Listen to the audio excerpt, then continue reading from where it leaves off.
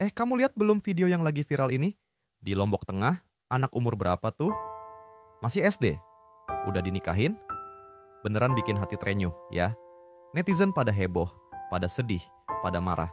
Tapi, ini bukan cuma viral doang, guys. Ini adalah gambaran nyata dari masalah pernikahan dini yang masih jadi PR besar banget buat Indonesia, terutama di beberapa daerah.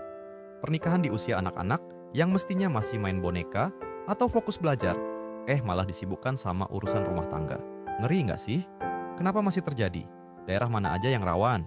Dan yang paling penting, sebenarnya apa sih dampak mengerikannya buat si anak? Yuk, kita kupas tuntas. Pertama kita perlu tahu, di mana sih nikah dini paling sering kejadian? Nah, berdasarkan data-data yang ada, daerah kayak Nusa Tenggara Barat, NTB, terutama Lombok, terus Jawa Timur, contohnya Bojonegoro yang lagi gencar cegah ini, Nusa Tenggara Timur, NTT, Sulawesi Selatan, sama Kalimantan Barat itu termasuk yang angka pernikahan dininya masih tinggi banget. Kayak kasus viral di Lombok itu cuma satu dari sekian banyak yang nggak ke-expose. Terus, kenapa sih ini masih terjadi? Akarnya kompleks, tapi beberapa yang utama. Kemiskinan. Ini faktor besar banget. Keluarga yang susah kadang ngelihat nikahin anak cepetan sebagai solusi biar tanggungan berkurang atau dapat bantuan dari pihak mempelai laki-laki. Miris banget, ya. Akses dan kualitas pendidikan yang terbatas. Anak cewek, khususnya, sering dikorbankan. Sekolah jauh, biaya mahal, atau anggapan buat apa sekolah tinggi-tinggi juga akhirnya urus dapur masih kuat di beberapa tempat. Padahal, pendidikan itu kunci buat putus rantai kemiskinan dan nikah dini. Tradisi dan norma sosial. Di beberapa komunitas, nikah muda itu dianggap biasa aja, bahkan tradisi. Tekanan buat nikah kalau udah mens atau kalau udah ada yang naksir masih kuat. Belum lagi kalau ada kawin lari atau kawin tangkap, meski udah ilegal, atau kehamilan nggak diinginkan yang ditutupin dengan nikah. Minimnya pemahaman hak reproduksi dan kesehatan. Banyak anak dan orang tua yang nggak ngerti betapa bahayanya hamil dan punya anak di usia masih sangat belia. Lemahnya pengawasan dan penegakan hukum. Meski perkawinan udah direvisi, batas minimal cewek 19, cowok 19, minta dispensasi nikah ke pengadilan buat nikah di bawah umur masih relatif gampang di beberapa daerah alasan kondisi khusus. Nah, ini nih bagian yang bikin merinding. Nikah di usia anak-anak itu bukan solusi, tapi malah bencana berantai buat masa depan mereka. Dampaknya nggak main-main. Risiko kesehatan yang gila.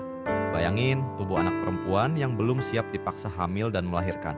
Risikonya tinggi banget. Kematian ibu dan bayi lebih tinggi, risiko kanker serviks, fistula obstetri, cedera persalinan parah, stunting pada bayi yang dilahirkan, dan komplikasi kehamilan lainnya. Belum lagi tekanan mental kayak depresi dan PTSD. Putus sekolah dan masa depan suram. Nikah muda hampir pasti berarti stop sekolah. Ilmunya kurang, skill terbatas. Akibatnya, susah banget dapat kerjaan layak. Kemiskinan yang dialami ortu bisa jadi terulang ke generasi berikutnya. Lingkaran setan. Kekerasan dalam rumah tangga, KDRT. Anak yang dinikahkan seringkali nggak punya kuasa untuk negosiasi atau melawan.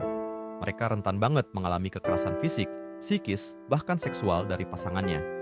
Kehilangan masa kanak-kanak dan hak bermain.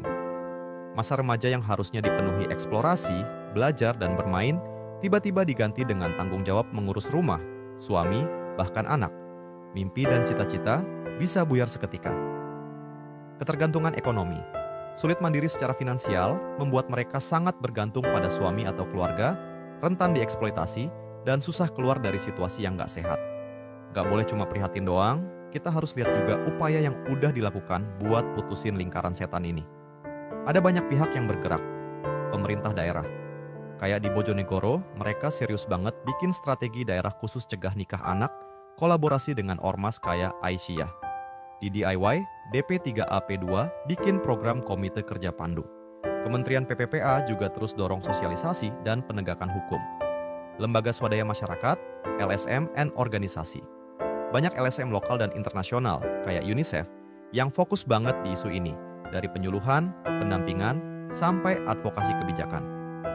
Pendidikan dan pemberdayaan. Kuncinya di sini. Akses pendidikan yang setara dan berkualitas buat anak perempuan, plus pendidikan kesehatan reproduksi yang komprehensif sejak remaja, itu senjata ampuh. Pemberdayaan ekonomi keluarga juga penting, biar kemiskinan bukan lagi alasan. Peran aktif masyarakat, RT RW, tokoh agama, tokoh adat, guru, semua punya peran krusial buat ubah pola pikir dan lapor kalau ada kasus. Jadi, gimana kita bisa ikut berperan? Gak perlu muluk-muluk guys. Edukasi diri and sekitar. Pelajari isu ini lebih dalam, terus sebarkan fakta-faktanya ke keluarga, teman, tetangga. Lawan misinformasi dan anggapan salah soal nikah dini. Dukung pendidikan. Kalau bisa, bantu program beasiswa atau donasi ke lembaga yang fokus pendidikan anak, terutama anak perempuan di daerah rentan. Laporkan. Kalau kamu tahu atau curiga ada kasus pernikahan anak di bawah umur, jangan diam. Laporkan ke Pusat Pelayanan Terpadu Pemberdayaan Perempuan dan Anak P2TP2A di daerahmu, atau hubungi Komisi Perlindungan Anak Indonesia, KPAI, atau polisi. Dukung lembaga terkait. Cari tahu organisasi kayak Plan Internasional, UNICEF Indonesia, atau lokal kayak Aisyah yang kerja di isu ini. Dukungan kita, sekecil apapun, berarti. Pernikahan itu harusnya pilihan, bukan paksaan. Bukan solusi instan, apalagi buat anak-anak yang masih punya mimpi besar. Mari bersama jaga hak mereka untuk tumbuh, belajar, dan menentukan masa depannya sendiri. Setiap anak berhak punya masa kecil yang bahagia dan masa depan yang cerah. Stop pernikahan dini. Terima kasih sudah nonton, sampai jumpa di video berikutnya.